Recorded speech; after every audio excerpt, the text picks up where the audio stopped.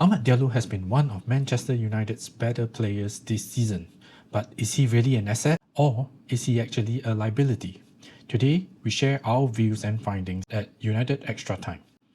Feel free to comment if you agree or disagree with us. We would love to hear your perspectives. Remember to like and subscribe if you like our content.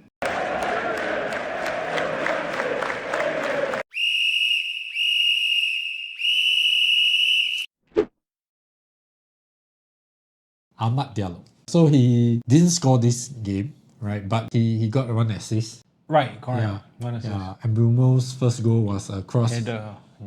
from Ahmad. Throughout the game, we can see that Ahmad crosses well with his left foot. Usually when he crosses in swinger, it's quite threatening. But I noticed that he has a problem, that he doesn't cross with his right foot. So there were no out swingers. And also, he doesn't go down the line to cross with his right because he's predominantly left foot. So he has the tendency to stop the ball, and then try to find a space to cross with his left foot. I think this might be one of his weakness. He doesn't try to take on defender and go down the line. Like what we can see from Spence from Spurs, right? He was down the left flank and he would forcefully just go down and cross. Maybe the lack of service to Sesko or the front man, whoever the front man is also due to the lack of early balls, which comes from going down the flank and then crossing early with the correct foot. Yeah, so the tempo and the speed of the game for the attack slows down quite significantly if he were to pull back or stop, instead of just keep on pushing forward and then just cross, deliver right. the ball. In one fluent motion, push down, cross with the right foot. But instead, because Ahmad is playing on the right flank, he doesn't push down. He would just stop the ball with his left foot and then try to look for an angle to cross with his left foot.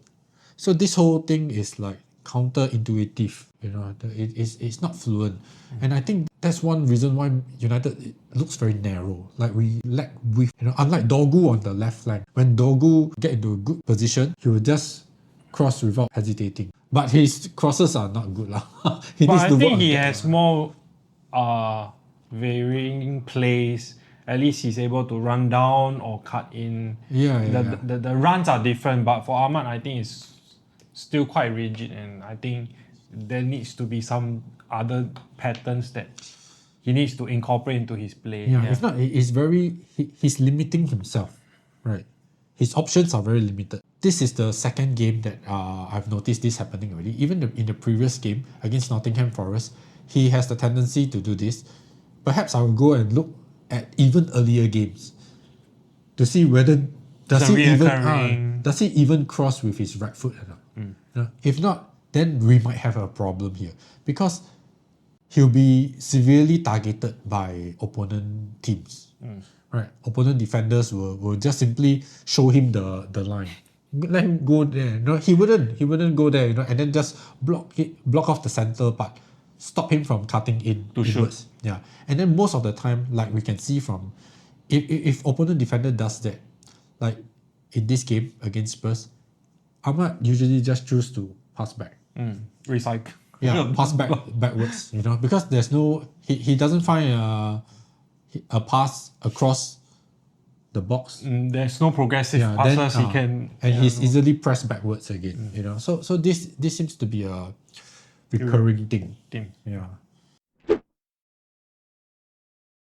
Although a lot of people have been heaping praise on him for how he is one of United's better players in this current period. Because true, he has been scoring, he has been assisting and stuff, but defensive wise, I think he poses a problem for United also. I think he could do with better defensive contribution when the opponent or Spurs in particular was attacking from that flank. They were attempting crosses for free. Defending is not his forte. Most of the crosses from Spurs came from his side. People are quite willing to just take him on, push down the line, and then just whip the cross in. Whether or not he finds target, their own strikers is another question. But the fact that the cross is being whipped in, it poses a threat, and it's like pressure mounting on United. Yeah. And it's exactly what he is not doing. Choosing to challenge the defender, push it down the line and cross it in. Dorgu's side doesn't have this issue.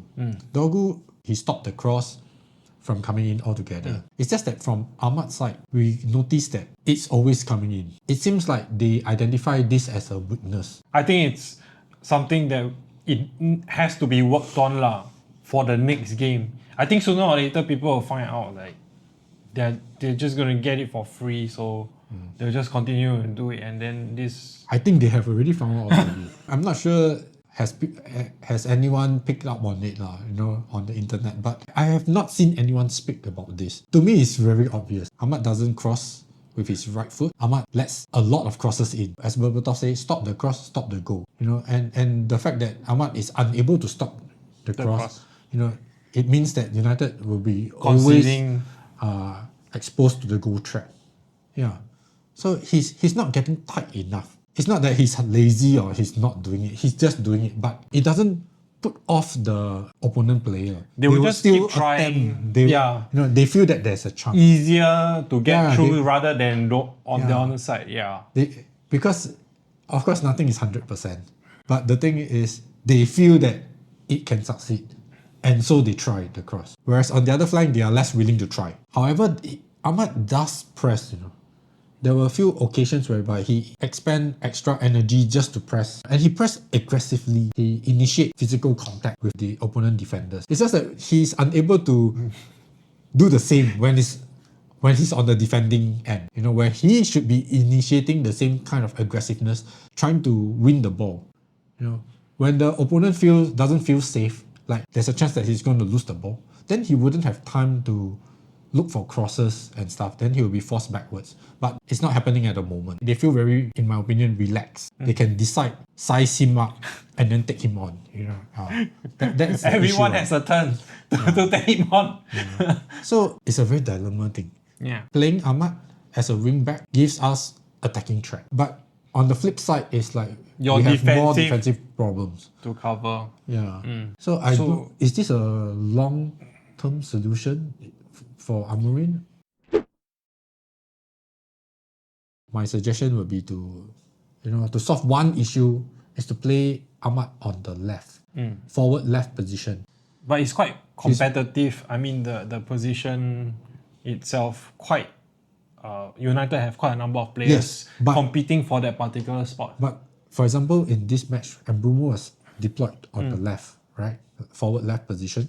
But Mbeumo, when he was deployed on the right, I think he still chose to cross with his right foot. Whereas Ahmad, we can see that he strictly doesn't want to cross with his non-favorite foot. As a professional, you need to be able to cross with your weaker foot, right? Yeah, you need to be able to cross with your weaker foot, whichever flank you're being deployed on, right? This is one thing that I really think that he needs to solve. If not, United will forever have the issues for the right wing back position. Yeah, we will kill our own momentum going forward. It will be very easy to stop the momentum. Then we won't have the usual United fast breaks that we are known for. All this while, we have been a very good counter-attacking team. Over the years, during Ferguson time and stuff, right? We just counter with so much speed, so much fluidity, But nowadays, I don't see that same movement, ball movement, because we